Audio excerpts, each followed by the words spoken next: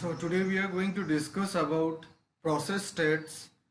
Before that, let us check what are the operations that are done on a process by the operating system. The first operation is creation. That means when a process comes from a secondary memory to the main memory, it is getting created. So if a process is in the secondary memory, it's not called a process. It's like something else, but it's not a process. So once a process is coming from, or a block of code is coming from secondary memory to the main memory, it is getting created.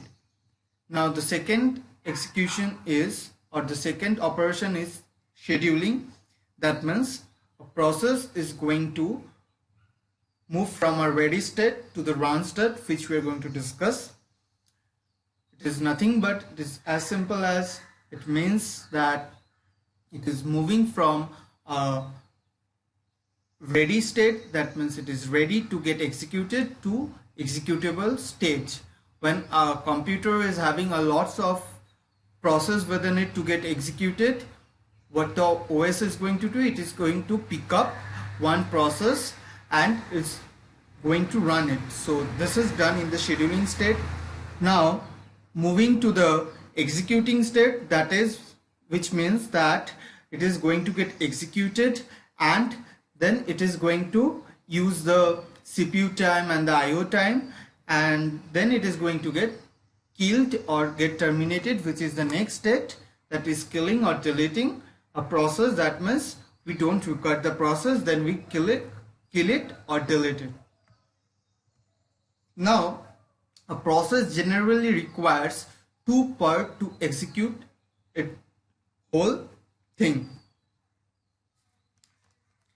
or 2 times it requires to get executed. A process requires 2 types of time. The first time is IO time and the second time is CPU time. The IO time can be used when a process is in the main memory, as well as it is if it is in the secondary memory, but CPU time is generally required or can be used by the process only when it is in the main memory.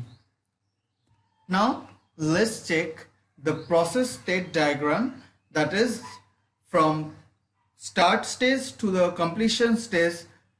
A process will go through a different type of states to complete its whole work. So that is called process state diagram. So it starts with a new process. That means the OS have picked up a process from the secondary memory and is going to create it. Now after creation, it will move to the ready state, and after moving to the ready state, that means the CPU will understand that the process is ready to get executed, so it will move it or schedule it or dispatch it to the running state or the executing state. Once it have been run or being executed fully, it is going to the completion state, that is terminating. Now a process to get executed, as I have already told, going to require IO time. So while a process is in the running state, it sometimes requests for IO time. Now we are going to say that later. First, when a process in the running state, it might happen like this, that a high priority or high time quantum process have came in and which is required to be executed at that moment or at that state only. So what it do, it will take the process from the running state and it will give it back to the ready state, and will take the new process having the higher priority and is going to get scheduled for execution. Now as I was telling, it sometimes require IO time.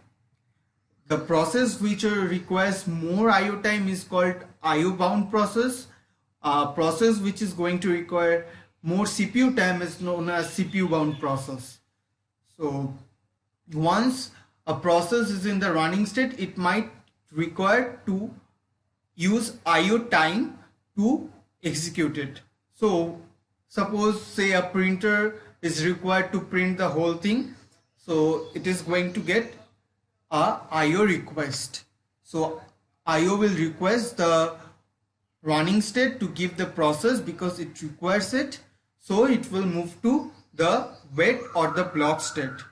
Block state or wait state means the process is not really waiting, but it is using the IO time. Now after using the IO time, after IO is completed, then it will move to the ready state and it will again start once more by moving to the running state. So like this it goes on.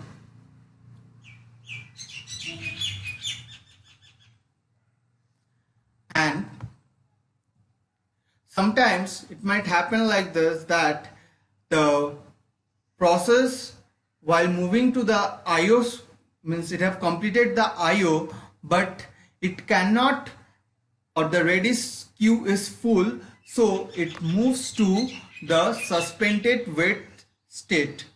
Now once the process is free or the ready queue is free or IO time is free, then it is going to get resumed once again. That means what I mean to say is, from running state IO will request for it, then it will come to the wait and block state. So in the wait and block state, the process is taking the IO time to get executed. Now it sometimes happen like this, that the IO is full, that means the memory is full for IO, it cannot use it, so it will move to the suspend wait state, and once the IO is free, then it going to get resumed once again. Now once it moves to the wait and the block state, it might move to the ready state for getting executed once again without any interruption or preemption. Now from the suspended wait state, it might move to a state called suspended resume. When this happens generally when a process completes IO but the ready queue is full, so it cannot move to the ready queue. So what happens, it moves to the suspended wait, and when it moves to the suspended wait, even it cannot move to the wait and block state because the IO memory is also full. But at that point of time, what happens? It happens like this: from the suspended wait, the process after completing the IO time, it's going to move to the suspended resume state, and after that when a ready queue is empty, then it is going to get resumed. Sometimes it might happen that from the ready queue only it might get suspended. Which kind of situation it might happen? Suppose say a process which is of higher priority but it cannot be executed at this moment due to some issue, or higher priority is getting same value of priorities are getting executed. So at that point it have to give a space to that process also. For that reason, when it comes to the ready state, it will move to the suspended resume, and once that same priority value process gets executed, it moves or resumes its function and moves to the ready state and then get scheduled.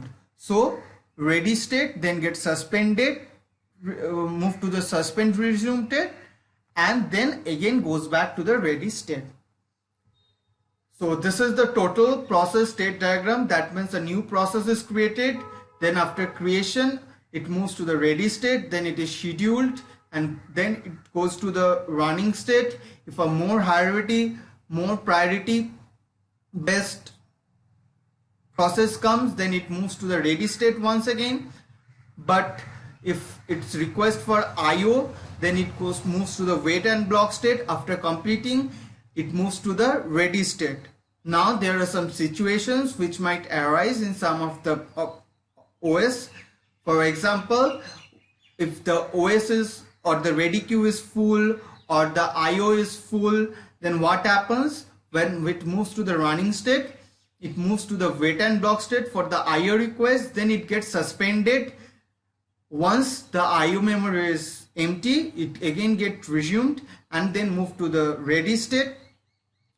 This is the ready state. Otherwise, what happens if the IO is also full and it requires immediately, then it moves to the suspended resume state.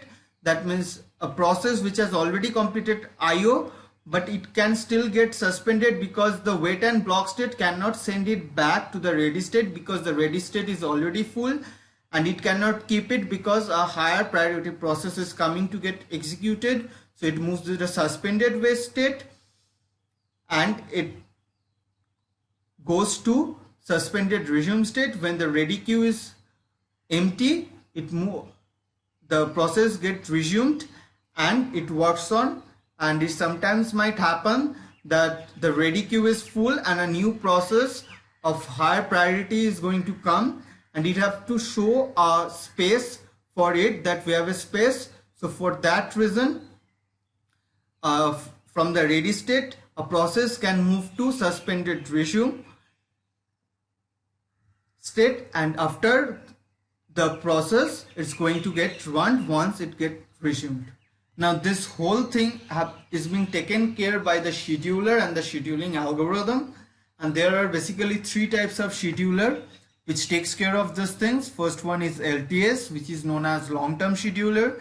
Second one is MTS, which is known as mid-term scheduler, and the third one is STS, which is known as short-term scheduler. And the long-term scheduler functions, we are going to see all the functions of the three scheduler we are going to see. So what do LTS do? It takes the decision of how many states a process is going to use. That means there are a total number of 7 processes. So the LTS is going to determine how many states a process is going to use for its completion up till its completion time. Now MTS takes care of the suspension. That means when a process is going to get suspended from a wait block or a wait state, when it is going to get suspended, or from a ready state when it is going to get suspended. These all things are taken care by MTS.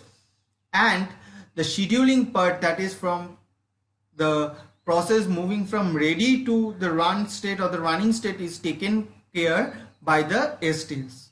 And this is it for today. Thank you for watching my video. Please do like and subscribe.